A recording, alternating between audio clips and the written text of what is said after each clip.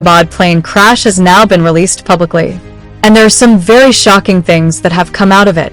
As soon as this report was released, Boeing stocks went up. They reached the highest level in a year. It's obvious that some people think that there is no fault of any company in this. The signal is being directed towards the pilots. But many people have a question in their minds. Is the blame being placed on the dead pilots to save the companies? Is this being done only because the pilots are no longer alive to defend themselves? Let's find out the details given in this report in depth and try to understand this crash from a new perspective. This report has been released by India's Aircraft Accident Investigation Bureau, AIB. I have put the link of the entire report in the description below. If you want to verify any fact, all the times in the report are written in UTC, Coordinated Universal Time, which is 5.5 hours behind the IST, Indian Standard Time. But for your better understanding, I have converted all the times in this video into IST. On June 12th, at 11:17 a.m., this aircraft operated its flight from Delhi and landed in Ahmedabad. After landing at bay number 34, it is written in this report that the crew of this flight filed a complaint. This complaint is written in the tech log. It is called the Pilot Defect Report. What did they write in this? They wrote, STAB POS XDCR. This is a short form where STAB means stabilizer, POS means position, and XDCR means transducer. It means stabilizer position. It means that the sensor behind the aircraft, which measures the position of the horizontal stabilizer, was not working properly. According to the rules, Air India's duty aircraft maintenance engineer fixed it, and at 12:10 a.m., the aircraft was released for the next flight. Both the pilots who boarded the aircraft for the next flight were from Mumbai. The co-pilot and the pilot were flying, and the captain and the pilot were monitoring. In the report, it is written as PF and PM. It means that the co-pilot was flying the plane and the captain was monitoring. Before this, at 11:55 a.m., the crew had passed the pre-flight breathalyzer test. It means that no one was intoxicated. According to the CCTV footage, at 12:35 a.m., they were seen at the boarding gate. Before boarding the plane, the weight of the fuel was 54,200 kilograms, and the takeoff weight of the plane was more than 213,000 kgs. The maximum allowed limit was within 218,000 kgs. In this preliminary report, the exact timeline of the events has also been mentioned. I had told you about it in the previous video. But the time mentioned in the previous video was based on eyewitnesses, CCTV footage, and newspaper reports. So now let's see the exact timings based on this report. This aircraft takes off at 13.38.39 seconds. In the previous video, I had mentioned 13.38.44 seconds. But actually, I took off 5 seconds earlier. At exactly 13.38.42 seconds, this plane achieves its maximum speed of 180 knots. And immediately after that, everything goes wrong. The fuel cutoff switches of engine 1 and engine 2 suddenly shift from the run position and enter the cutoff position. With the help of a fuel cutoff switch, the engine is supplied with fuel. Here, the run position basically means on, and the cutoff position means off. Being off means that the fuel supply in the engine suddenly stops, meaning that the plane's engine shuts down. There were 2 engines in this aircraft, and for both the engines, there were 2 separate fuel cutoff switches. According to the report, both switch off after a gap of 1 second. First, the fuel is cut off from one engine, and after a second, the fuel was cut off from the other engine. And because of this, now it is being said that the plane started to fall down even before it crossed the airport wall. When both the engines fail, a turbine. And now this report has confirmed that RAT was deployed here. At 13.38.47 seconds, it also starts supplying hydraulic power.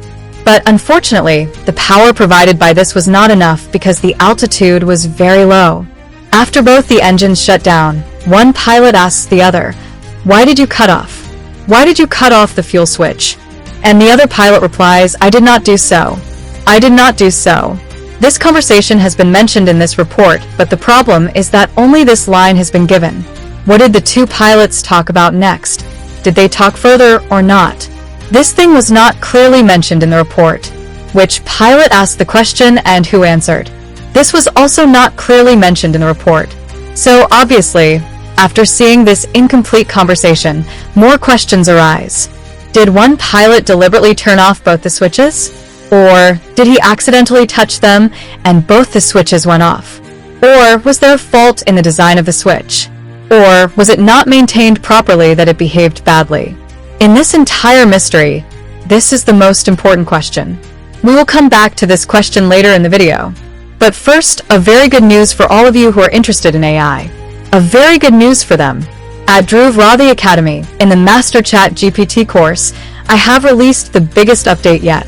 In this course, 5 new lessons and 2 additional hours of new content have been added. Now this Master Chat GPT course, friends, is not limited to just Chat GPT. In this, you will learn about Gemini, DeepSea, Claude, Perplexity, all the top AI chatbots in the world. For which tasks of daily life and work, which of these chatbots have the best models? The technology behind them, advanced prompting techniques, and amazing practical uses of deep research. You will get all of these in these new lessons, and that too for free. I'm not kidding. Actually, as I have always promised, if you have purchased this course once, then this update is free of. You will get new lessons there. And if you haven't joined yet, then don't delay. This is probably the most popular AI chatbot course in the country. More than 50,000 people have taken advantage of it with amazing reviews. If you join it now, you can use the coupon code update47 to get 47% off. The link is in the description below. Or you can scan this QR code. And now back to our topic. Let's understand the timeline of the plane crash again. After 10 seconds of the fuel supply shutting down, at 1,338.52 seconds, the pilots turn on the switch of the first engine from off. And exactly 4 seconds later, at 1,338.56 seconds, the switch of the second engine is also turned on again. Due to this, the fuel reaches both the engines. A few seconds later, the first engine recovers. It starts working, but the second engine doesn't recover even after the fuel is supplied again and again. Unfortunately, the pilots had run out of time.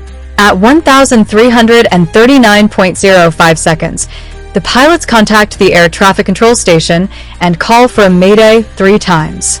Mayday, mayday, mayday. The ATC tries to contact them again, but there's no response, because by then, the plane had already crashed. Only 6 seconds after the pilot's mayday call, at 1,339.11 seconds, the flight data recorder stops working. So the investigators have assumed that this is the exact crash time. Now, some people have a theory here that one of the pilots had deliberately crashed the plane. That one pilot was worried due to a personal or mental issue, and he deliberately turned off the switch.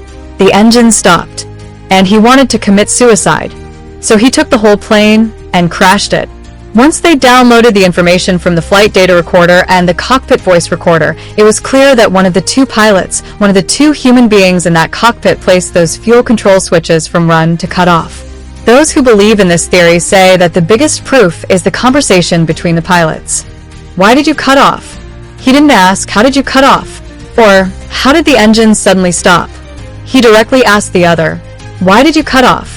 People see this as the biggest proof that one pilot deliberately turned off the switch. But they don't focus on the fact that the other pilot also said that he didn't do it. Then an argument can be made that this pilot was behaving strangely due to some mental issue. By switching off, he was trying to remove the blame that he didn't do it. But the question is, if a pilot wants to commit suicide, why would he deny it just before the crash? And later, why would he let both the switches on? The second proof against this theory is the history of both the pilots and their track record. The captain of this plane was a very experienced pilot. His total flying experience was more than 15,000 hours. The co-pilot himself had more than 3,400 hours of experience. According to India Today, neither of the pilots had any mental health issues. The captain himself was planning his retirement. Why would anyone want to do this before retiring? And on the other hand, the co-pilot's record was also very clear. Before the flight, Both of them had passed the breathalyzer test, meaning they weren't intoxicated. And switching on both the switches within 10 seconds is the biggest indication that the pilots actually wanted to fly the plane. Apart from this, I would like to draw your attention to one more thing. In this entire report, it is not written anywhere that the pilots switched off the switches themselves. We are assuming this, and there is a very solid reasoning behind this, which we'll talk about in the next video. But this whole thing is an assumption that the pilots switched off the switch themselves. A question will come to your mind here. Isn't it possible that the pilots switched off the switch by mistake? The answer to this is that this is almost impossible. How does this fuel switch work? Take a closer look at it. This is not A. Why did you cut off? He didn't ask, how did you cut off? Or, how did the engine suddenly stop? He directly asked the other, why did you cut off? People see this as the biggest proof that one pilot deliberately turned off the switch. But they don't focus on the fact that the other pilot also said that he didn't do it. Then an argument can be made that this pilot was behaving strangely due to some mental issue. By switching off, he was trying to remove the blame that he didn't do it. But the question is, if a pilot wants to commit suicide, why would he deny it just before the crash? And later, why would he let both the switches on? The second proof against this theory is the history of both the pilots and their track record. The captain of this plane was a very experienced pilot. His total flying experience was more than 15,000 hours. The co-pilot himself had more than 3,400 hours of experience. According to India Today, neither of the pilots had any mental health issues. The captain himself was planning his retirement. Why would anyone want to do this before retiring? And on the other hand, the co-pilot's record was also very clear. Before the flight, both of them had passed the breathalyzer test, meaning they weren't intoxicated. And switching on both the switches within 10 seconds is the biggest indication